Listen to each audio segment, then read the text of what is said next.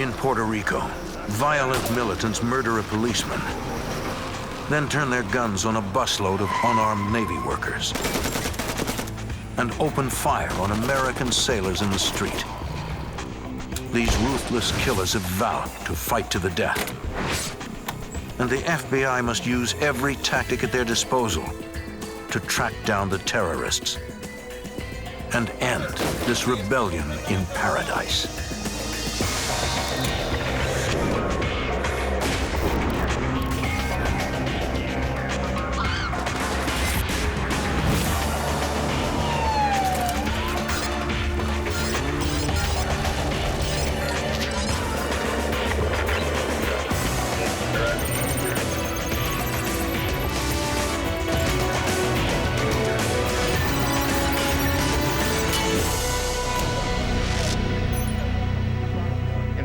A band of extremists waged a guerrilla war against the United States. Their goal, to make the island an independent nation or die trying. I'm Jim Kallstrom, former head of the FBI's New York office. In 1983, the investigation became personal for agents when terrorists attacked their offices in San Juan. For the FBI, catching the perpetrators would depend on skill, patience, and turning a handful of small clues into one big break.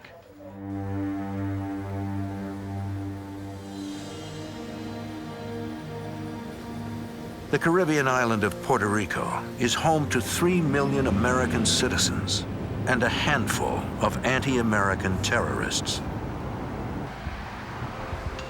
On August 24th, 1978, 2 Puerto Rican patrolmen encounter what appears to be a stranded couple. They stop to help. Suddenly, 3 heavily armed men rush them. One patrolman tries to draw his gun, but he's immediately shot and killed. The other patrolman surrenders.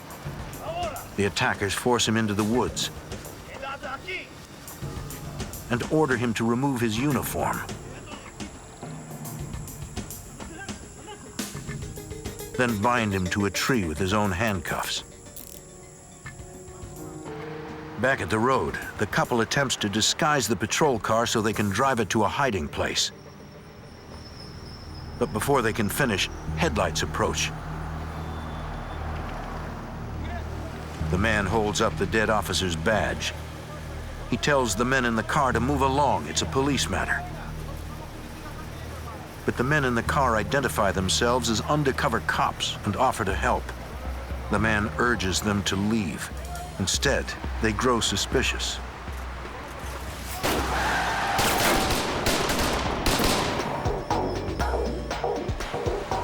At a safe distance, the cops pull off and radio for backup. They arm themselves and head back to take on their attackers.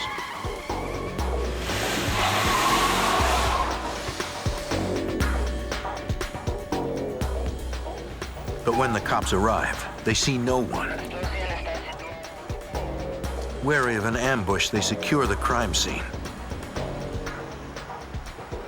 After searching the area, they rescue the handcuffed patrolman and find his partner's body.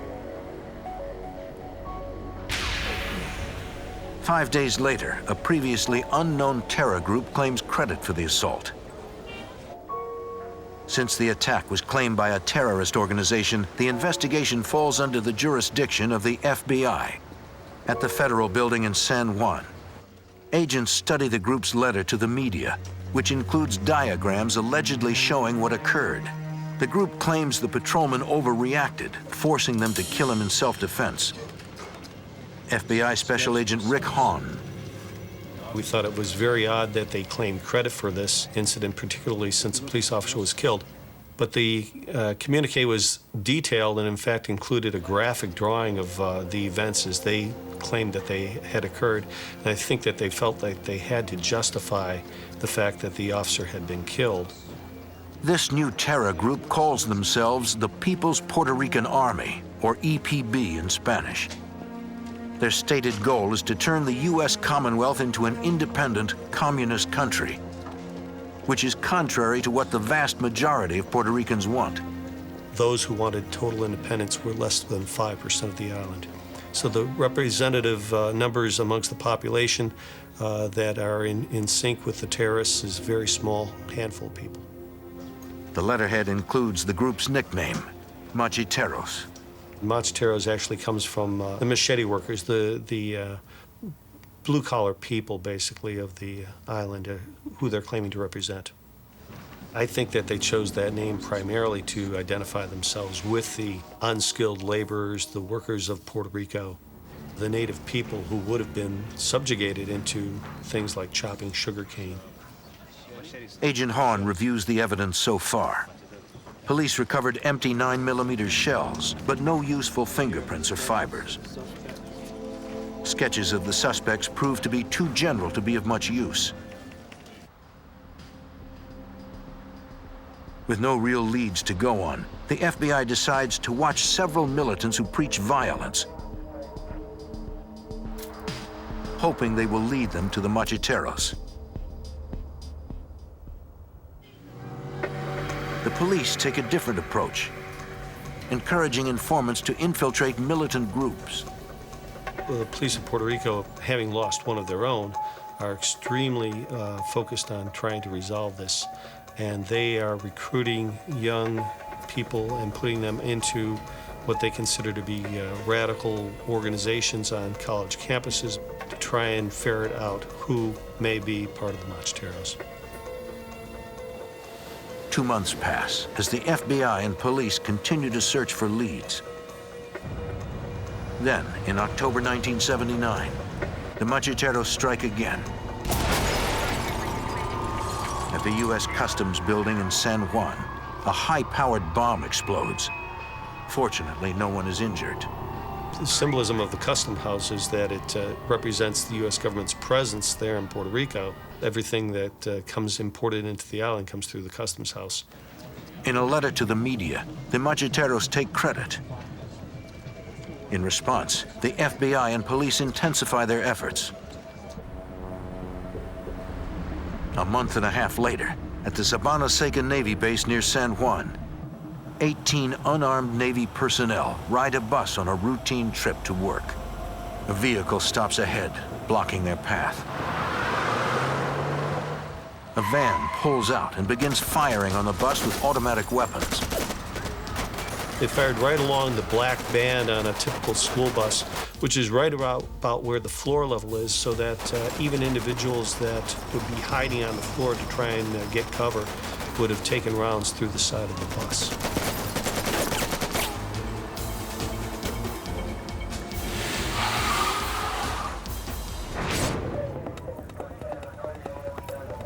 The attack kills 2 people and wounds 9. Agent Hahn coordinates the investigation. This attack was so audacious and so brutal that it clearly upped the ante in terms of what the terrorists were willing to do to the government personnel on the island. This was the first out-and-out planned homicide, and that's clearly what this was. So it clearly upped the ante. Agents collect shell casings. They run the VIN number on the abandoned vehicle and find that it was stolen months earlier. They also check for fingerprints and fibers, but find none. The attackers have left no clues. The media receives a letter from the Macheteros proudly claiming credit. At the FBI lab in San Juan, technicians study the shell casings from the Navy bus shooting. They determined that the majority came from a .45 caliber Thompson submachine gun. The others came from a .223 caliber rifle. Technicians compare the unique markings on the shells to those used in other crimes, but can't find a match. Once again, agents have no real leads. Determined to track down the Macheteros, the FBI brings in dozens of additional agents from the mainland. The additional manpower makes it possible to put intense surveillance on militants believed to be linked to the Macheteros. It's only by watching them, watching their activities, and determining exactly what they're up to on a daily basis that we're going to be able to ferret out who's really a terrorist and who's somebody that's just talking. While the FBI tries to find the Macheteros, the Macheteros have already begun targeting the FBI.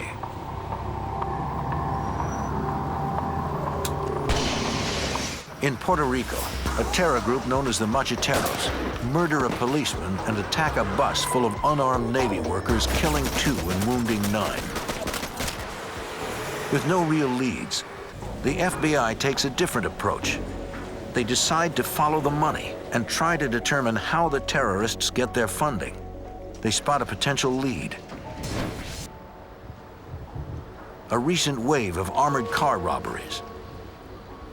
The highly organized robbers carry high-powered weapons, grab the money, and flee. The robbers leave behind no evidence. FBI Special Agent Fernando Candelario. Abandoned vehicles that were recovered, we would trace to a name which turned out to be a fictitious name, and then it just got to a dead end. Agents suspect that the Macheteros committed the robberies, but the crimes themselves provide no new leads. A month later, the Macheteros send a letter to the media claiming credit for a single $300,000 heist, though the FBI suspects they have committed many more. Through informants, the FBI begins hearing rumors that the Macheteros are led by a major Puerto Rican terrorist, Filiberto Ojeda. During the 1960s, Ojeda trained in Cuba as a communist agent. He returned to Puerto Rico and was arrested in 1970 for bombing tourist hotels, but he jumped bail and went into hiding. The FBI has been looking for him for the past 10 years. FBI Special Agent Rick Hahn. He was the sort of individual who we thought was very capable of putting together an organization like the Macheteros. If Ojeda leads the Macheteros, it helps explain their deadly discipline. The FBI increases its surveillance of militants suspected of having contact with Ojeda. 8 months later, while en route to a surveillance assignment, Agent Candelario hears on the radio that jet fighters have exploded at the Puerto Rican Air National Guard base. He heads straight for the base and is shocked by what he sees. It looked like a war zone. Some of the agents that were Vietnam veterans were telling me how this reminded them of a combat zone. The explosions destroyed 9 fighter jets and disabled 2 more. The damage is estimated at $45 million. Miraculously, no one was injured in the attack. Agents search the airbase for evidence. They find a machete painted with the letters EPB, an abbreviation of the formal name of the Macheteros. Agents believe the group left it behind as a calling card to taunt the FBI. Investigators determined that pipe bombs were placed in the jet's air intakes, exhaust pipes, and landing gear. They study pieces of the bombs but gain no new leads. We interviewed every member of the Air National Guard to determine if this was an inside job. But the investigators conclude that no one from the base was aiding the Macheteros. For agents, it is another dead end. For many, many years, we've just collected a lot of evidence on the Macheteros, but we could not penetrate that organization. Days later, sailors from the USS Pensacola take in the tourist attractions of San Juan, just as they're about to cross a bridge. Bullets rip through all 4 sailors. 1 is killed and 3 seriously injured. In a phone call to a radio station, the Macheteros take credit.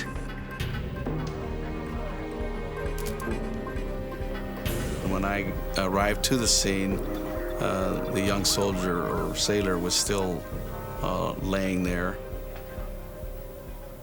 My first reaction is, is thinking about the parents of that young sailor. He's here in Puerto Rico, he's unarmed, has nothing to do with the political situation in Puerto Rico, but he's a U.S. military, and that's the targets that the Macheteros selected. And it was just a tragic situation.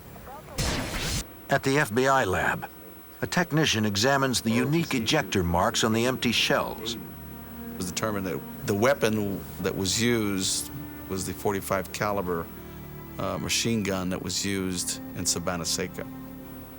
Agents have connected the weapon to at least 2 attacks, but are no closer to identifying members of the Macheteros. Devil's Night, the evening before Halloween. At 7:45 p.m., an event occurs that forever changes the FBI's attitude toward the Macheteros. A huge explosion rocks the FBI's office. FBI Special Agent Jose Rodriguez. The explosion was so loud that they suspected that it was a bomb inside the building. Because I was a bomb technician, I was one of the first people called. Surveying the scene, Agent Rodriguez notices that the window glass has been blown in, not out. That means that the explosion must have happened outside. He searches near the building for evidence. I started looking around, and I was able to find the rocket motor cover with the fins intact in the back parking lot. He recognizes the object as part of an American law rocket, short for light anti-tank weapon.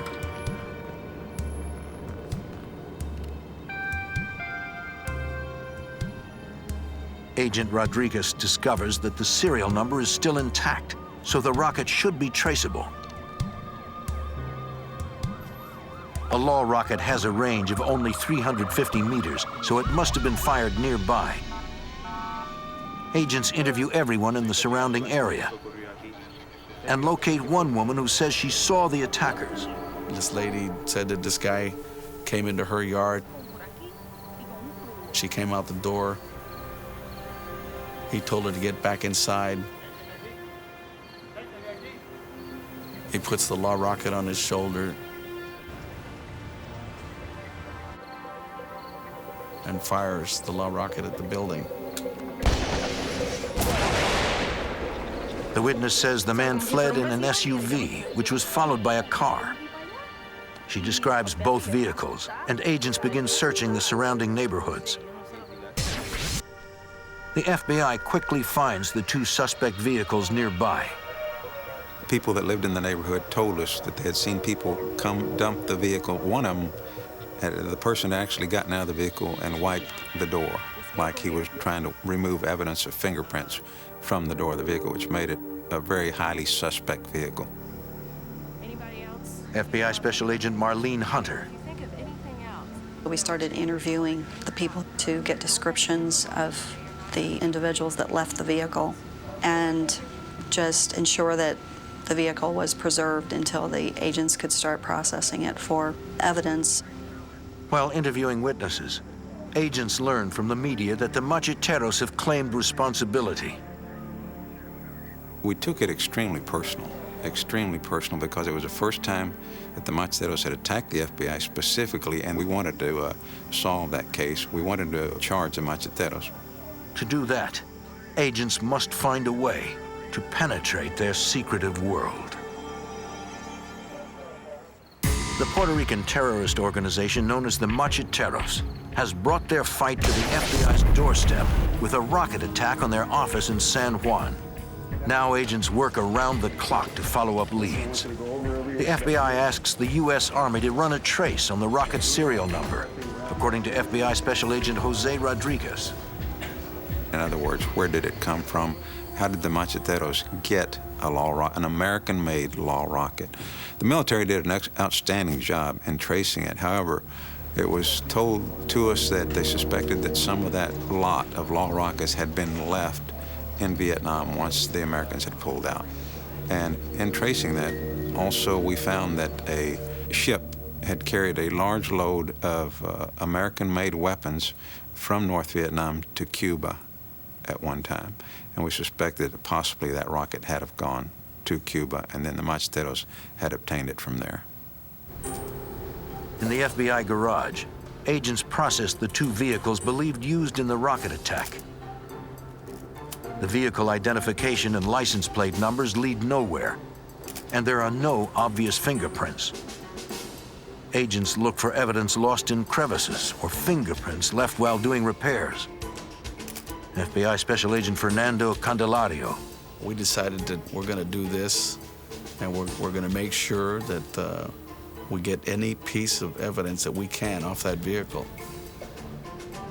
Under a door paneling, agents find a single fingerprint. It's clear. Yeah. It's a good one. FBI Special Agent Marlene Hunter. The fact that you were able to lift a print off of a getaway vehicle was very exciting. It was a great break. The FBI matches the fingerprint to known radical Abelino Gonzalez. The fingerprint alone isn't enough to convict him. The FBI considers watching him, but fears it will be a waste of manpower since they suspect he will remain low-key in the wake of the attack. So you have to have a team of approximately 6 people, at least, in 6 different cars to be effective, and it eats up your resources. So one of the particular investigative techniques that was being discussed a lot was wiretap, electronic surveillance. But where do we go? Do we wiretap Abelino? Do we look for a better subject, et cetera, et cetera? In the garage, agents begin taking apart the SUV, which they believe was used to transport the anti-tank rocket. Deep in a pocket in the driver's door, one agent makes a critical discovery. Because it is so humid in Puerto Rico, if you leave paper documents, they'll become sticky and they stick to everything. In this final pocket, we found the corner of a traffic citation. The torn bit of traffic ticket includes the entire ticket ID number.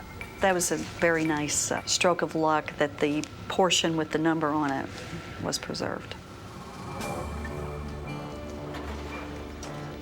At Puerto Rico's Department of Motor Vehicles, Agent Candelario tracks down the number.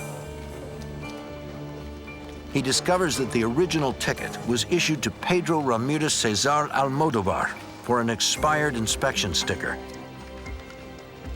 He writes down Almodovar's home address and gets a copy of the original license photo. Agent Candelario has spent hours watching Macheteros suspects, but he doesn't recognize the man. The photo could break the case wide open, or it could be yet another dead end. At the FBI office in San Juan, agents hunt for official records on Pedro Almodovar. We searched everything associated with the name, birth records, we searched tax records. Agents find one record with the same name and birth date. It was a dead baby's birth certificate that was used to get this identification. So we knew this person didn't exist as an adult anyway. When the name proves false, agents concentrate on the photo. That photo was copied probably 1,000 times, sent everywhere to see if somebody could identify that person. But agents can't find anyone who recognizes the man. Agent Rodriguez goes to the address on Almodovar's driver's license. One address leads to another, where a woman with a Cuban accent answers the door. She insists she doesn't know anyone named Pedro Almodovar. And I took the picture out of my pocket and placed it in front of her face and said, "Do you know this individual?" And it was as if she'd seen a ghost. She almost fell back when she saw the picture and immediately said, no, I don't know that individual. Agents are confident she isn't telling the truth. I knew that she knew who that person was. Back at the FBI office, investigators run the woman's name through a database of possible terrorist supporters. In a major breakthrough, the computer indicates she's related by marriage to the family of Filiberto Ojeda, the suspected leader of the Macheteros. Agents now believe that the man in the photo is actually Ojeda. We compared the photographs of Filiberto Ojeda Rios to Pedro Almodovar. There was a resemblance. Nobody could identify him positively. Agents decide against watching the Cuban woman. They suspect their visit has been reported to the Macheteros, who won't go near her again for months. Instead, agents decide to put intensive surveillance on Abelino Gonzalez, the radical whose fingerprint was found on the getaway car. 2 months have passed since the rocket attack, and agents believe the terrorists may feel safe to begin meeting again. The surveillance teams take great pains to avoid being detected. The rule of thumb on that team was don't get burned. If we pick up an individual and we lose them in the first half hour, then we'll pick them up the next day. 2 weeks into the surveillance, agents watch Gonzalez drive in circles around a parking lot, apparently trying to determine if he's being followed. They were trying to detect surveillance. It was an exciting moment. We were observing excellent tradecraft on the part of these two macheteros. Finally, Gonzalez stops and picks up an older man. The decision was made to drop Avelino and concentrate on the person that he was meeting to try to identify him. Agents follow the older man to a second-story apartment an hour from San Juan. Investigators rent an apartment across the street and watch the man. They check the name on his apartment and car registration, but find out that it's false. And we were doing surveillances on him for a few days, and he was very, very watchful for surveillance activity. He would use different public phones, and he would use different one every time he'd make a call, even in the same evening. To identify the man, agents come up with a creative plan to obtain his fingerprints. The next time, the older man makes a phone call and leaves. An FBI agent moves in and cuts off the handset.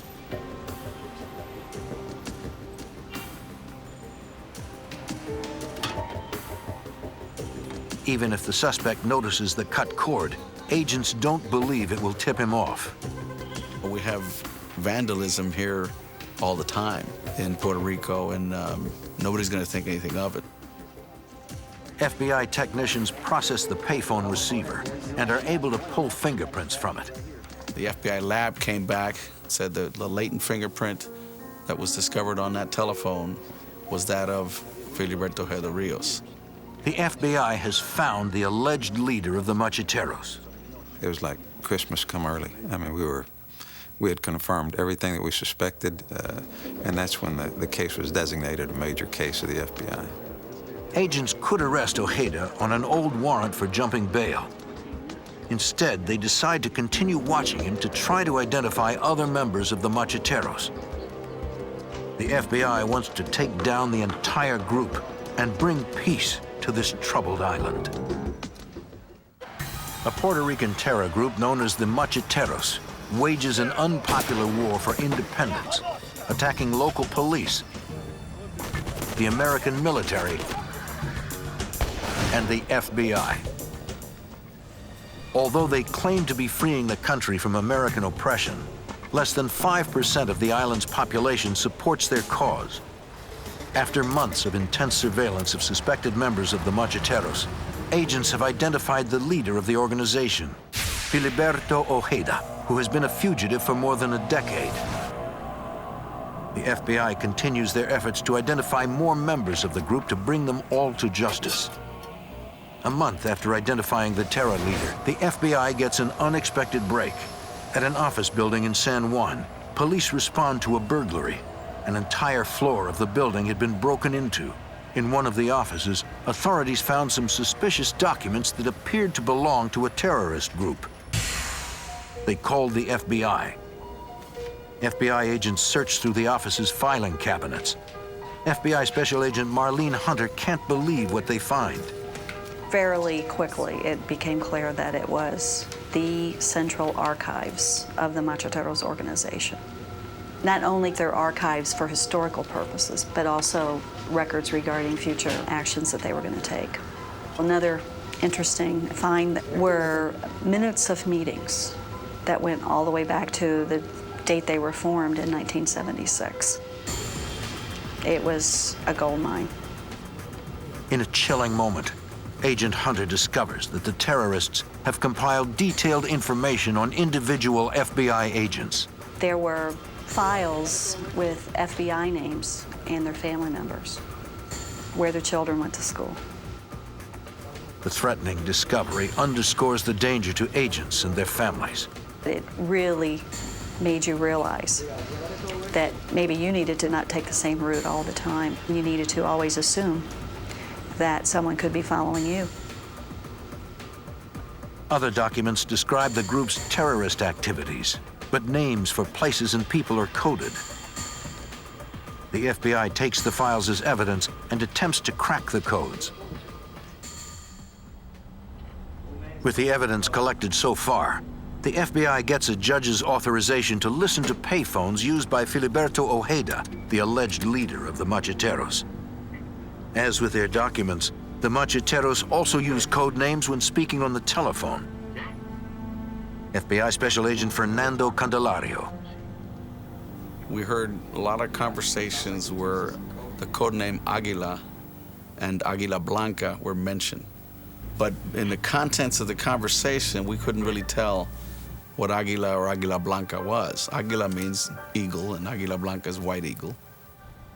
Agents suspect Aguila refers to a person, and Aguila Blanca is an operation that person conducted. Whenever Ojeda arranges to meet someone, agents follow in an effort to determine the new person's identity. If possible, agents retrieve objects the person has touched and send them to the lab to be fingerprinted. Agents use the fingerprint results, surveillances, and wiretaps to match terrorist code names to real names. Agent Hunter leads the effort. I always liked jigsaw puzzles when I was a kid, and this was like one big jigsaw puzzle. We had multiple layers of code names that we were able to piece together through careful coordination of the physical surveillance logs with the electronic surveillance logs and independent investigation. The FBI identifies more members of the Macheteros one by one. Agents use the new information to get authorization to put a microphone inside Ojeda's apartment. When agents see Ojeda leave one night, they enter to plant the bug.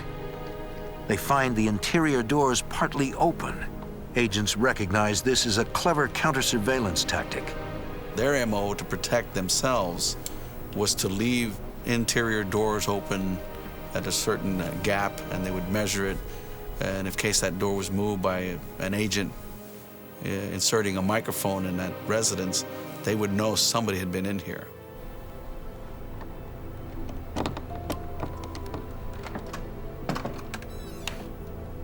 Agents carefully reset each door to avoid tipping off Ojeda. We didn't want him to move. We were afraid if he moved that we'd never find him again. At the FBI office, Agent Hunter continues her efforts to decode a list of names and phone numbers from the Macheteros files. Agents believe the phone numbers have been encoded through a mathematical formula. If the FBI can crack that code, they will have phone numbers for all the Macheteros. Agents capture a real phone number electronically at the same time that they overhear Ojeda call the man by his code name. Agent Hunter uses the real phone number and the corresponding coded phone number to try to figure out the formula. I was able to play around with the sequence of the numbers, and it wasn't an easy code. It wasn't, like sometimes they add 2 to everything or subtract 1 from everything. Her determination pays off. Agent Hunter makes a breakthrough and rushes to tell the team. I went over where they were, and I said, "You can't believe this, I just broke the telephone number code." Oh, they were thrilled. Everybody was thrilled with that. That allowed us to decode all the telephone numbers, and we could get the real number, and we could say who the real person connected to that code name was. So we were able to sort of unmask and figure this group out. With the codes cracked and listening devices in place, the FBI overhears the Macheteros arguing over money. FBI Special Agent Jose Rodriguez. Heather wanted to use the money to further the cause of the organization and to establish better relations with the Cubans in Cuba. They had sent, I think it was $2.2 million to the Cubans as a show of good faith. Agents are puzzled by the huge amounts of money that the Macheteros seem to have. But we got $6.8 million that the organization is quarreling over, and we wondered, where did they get this money? Agents totaled the losses of all the recent bank robberies and armored car heists in Puerto Rico, but they don't come close to $6.8 million. Agents send an urgent bulletin to all FBI offices asking if anyone has any unsolved multi-million-dollar robberies. An answer comes from Hartford, Connecticut. A year earlier, at an armored car depot, a guard gave co-workers a knockout drug and stole $7.2 million. Agents in San Juan note that the guard in the so-called Big Sleep heist is Puerto Rican. They suspect that the Machitero operation, codenamed Aguila Blanca, is really the Big Sleep heist. We decided to pull more tapes, previously transcribed conversations where Aguila and Aguila Blanca were mentioned. And now, with the context in mind that this could be the armored car robbery, it started to make sense. The Macheteros had committed this robbery. They hadn't claimed responsibility for it yet, though. It no longer was just an investigation of the law rocket attack on our building. It was a group that had gone to the United States to steal $7 million, which at the time was the second largest robbery in U.S. history. Prosecutors advised the FBI that they would prefer to try the Macheteros in Connecticut for the Big Sleep heist. They worried that a murder trial in Puerto Rico would fail because jurors would be too frightened. It was going to be difficult to get a jury that would be willing to convict, assuming the evidence was right, a member of the Macheteros. The Macheteros, you mentioned that name in Puerto Rico, and it instilled fear. The FBI decides to continue its surveillance until it gets enough evidence to convict the Macheteros of the Big Sleep heist.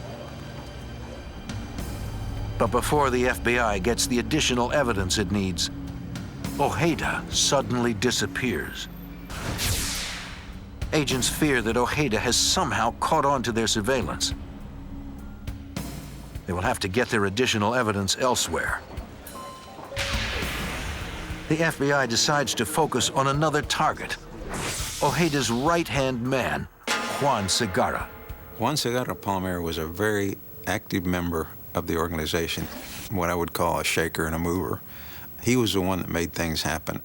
He was the brains of the organization. The FBI has a microphone inside Segarra's house, but it has gone dead. Agents watch Segarra and his family drive away and move in to repair the bug, leaving the front door unlocked. The agents fix the broken microphone and prepare to leave. Suddenly, Agent Candelario gets an urgent message. When I am wearing an earpiece with a radio unit, and I hear the green station wagon is coming up to the residence. This is the aircraft is calling this out. An FBI plane has spotted the vehicle of a known member of the Macheteros. He pulls up to the house and notices the unlocked door. When we heard he was in front of the door coming in, we went to the bedrooms. Myself and another agent went into the closet. The closets had no doors. The agents know that the Macheteros are almost always armed. They hear footsteps coming closer. If the terrorist comes into the bedroom, the confrontation could turn deadly. Agents repair a hidden microphone in the home of a suspected member of the Macheteros, Juan Segarra. But just as they finish, a terrorist enters. FBI Special Agent Fernando Candelario and another agent hide in a closet, guns ready. It's obviously a member of the Macheteros, a dangerous terrorist organization, coming into this safe house to protect it. We don't know if he's going to come around that corner with a weapon. I'm not going to tell you that we weren't scared. We could hear him speak. He would say, "Aquí no hay nadie. Is there anybody here?" We didn't answer. And he'd go to the other door. "Aquí no hay nadie." The terrorist begins to enter the bedroom. We have no closet doors. We're in an open space. All this guy had to do was walk in and look to his left, and he would have seen us. And we don't know what would have occurred at that point. Had he assaulted us, then there's only one way to go there. We would have shot him. But then he leaves. While the terrorist is in front of the house, the agents escape out the back. Later, agents listen worriedly as the visitor tells Juan Segarra what happened. The terrorists begin searching the house, If they find the microphone, it could ruin years of hard work. FBI Special Agent Jose Rodriguez. What's going to happen to the investigation? Is it burned? Or are all of them going to flee, go underground? But the terrorists fail to find the microphone. Once again, Puerto Rico's high crime rate helps cover the FBI's tracks. We did hear them conversing about this incident. They don't know if it was FBI or not. Could have been a burglar. Agents watch Segarra go out at night to make phone calls, leaving his wife and child at home. Through their listening devices, they hear him make calls to his mistress in Boston about laundering money. She was definitely a player in the organization. She was hiding money for him, and she was also exchanging money that they suspected to be hot for clean bills up in Boston. Agents have just identified a major part of the money trail from the Big Sleep heist. They apply for authorization to put a listening device on the woman's phone. With new evidence from Segarra, agents begin planning the end game, the takedown of the Macheteros. They want to arrest all the suspects at the same time. We didn't want someone to make a call to somebody else, say they hit me over here. So we didn't want one team to hit one place and go here and hit another place. We wanted simultaneous hits on these houses. During the arrests, agents also went searches of more than 30 locations all across the island. To make it all happen, the FBI will need nearly 300 agents. In preparation for the takedown, the FBI secretly flies hundreds of agents and their equipment to a Navy base in Puerto Rico. We brought down in helicopters, we brought down Suburbans, the HRT brought down all their gear. It was very massive movement of FBI personnel, something I've not seen again in my career. But the FBI has to put the raids on hold when the number 2 Machitero suddenly goes to Mexico. Juan Segarra Palmer was a very important individual in this case. A lot of the evidence that would point to his guilt would also point to the guilt of others. We needed him at trial. Hundreds of agents wait for Segarra to return to U.S. soil. From the wiretap on his mistress's phone, investigators know that Segarra plans to return soon. A tense week passes. Finally, Segarra leaves a message on her answering machine. He tells her, I'm in Dallas, and here's my phone number where I can be reached. The FBI uses a reverse directory and finds that the number belongs to a payphone at the Dallas-Fort Worth airport. Dallas FBI agents find Segarra by a payphone, waiting for his mistress to call back. They plan to arrest him at the same moment as the rest of the raid. In Puerto Rico, agents get into position to hit dozens of locations simultaneously. Here's where the adrenaline started pumping. This was a culmination of a lot of intense work on the parts of a lot of people. At the home of Machetero leader Filiberto Ojeda, FBI SWAT and members of the elite FBI hostage rescue team surround the building and order Ojeda to come out and surrender. They were calling him by name, telling him that we had an arrest warrant, asking him to come out, give himself up. Ojeda doesn't answer. SWAT finally decides to go in and get him.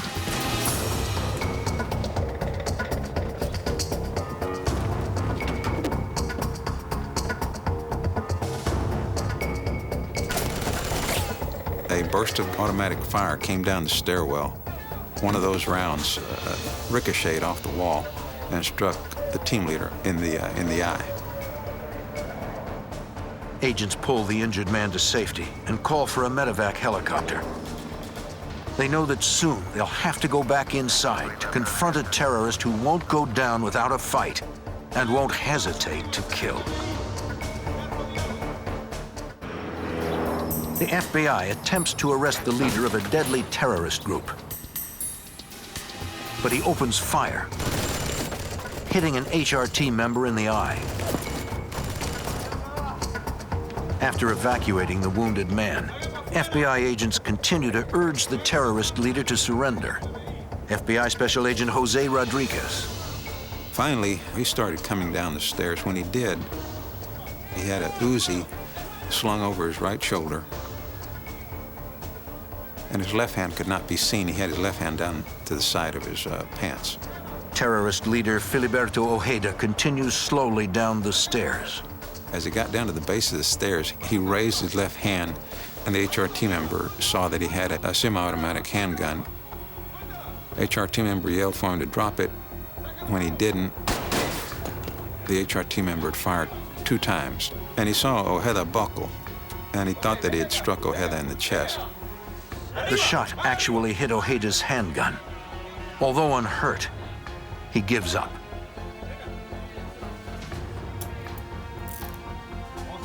In Dallas, Juan Segarra is arrested without incident.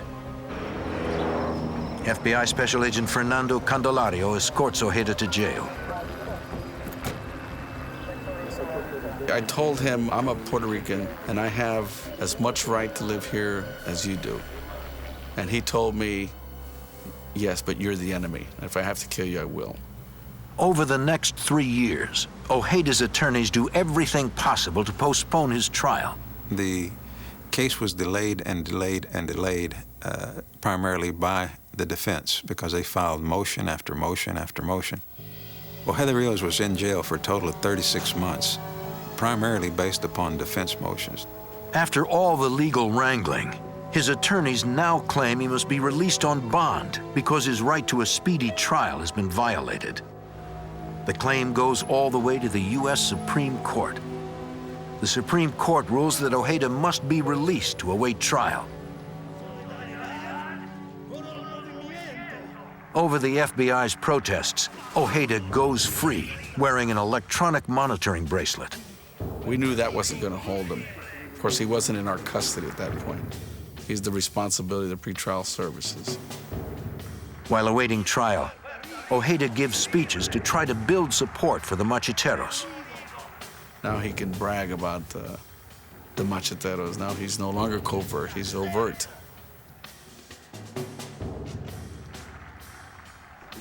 While Ojeda's attorneys delay, 4 other Macheteros, including Juan Segarra, are convicted in Hartford, Connecticut for their roles in the Big Sleep heist.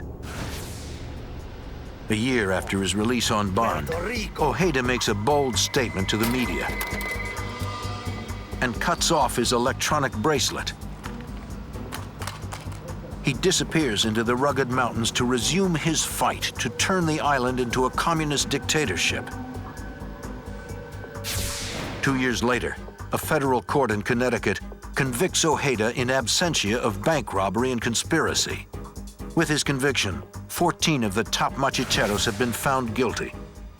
Ojeda remains at large, but FBI Special Agent Fernando Candelario is optimistic he will serve his time.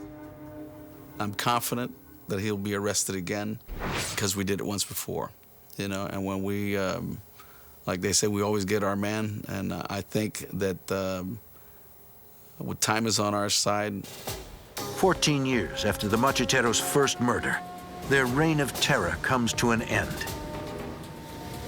For the FBI, the winning factor was their agents' phenomenal dedication. And unless you're committed to go after them with as much commitment as they got, you're not going to get them. They were Macheteros 24 hours a day. The trials also help reveal the truth about the Macheteros. These people don't just want independence for Puerto Rico. These people want something much bigger than that. They want to convert Puerto Rico into the next Cuba. Today, through democratic elections, the people of Puerto Rico retain the right to decide whether to become a state, remain a commonwealth, or become independent. Thanks to the FBI, they remain free to determine their own fate.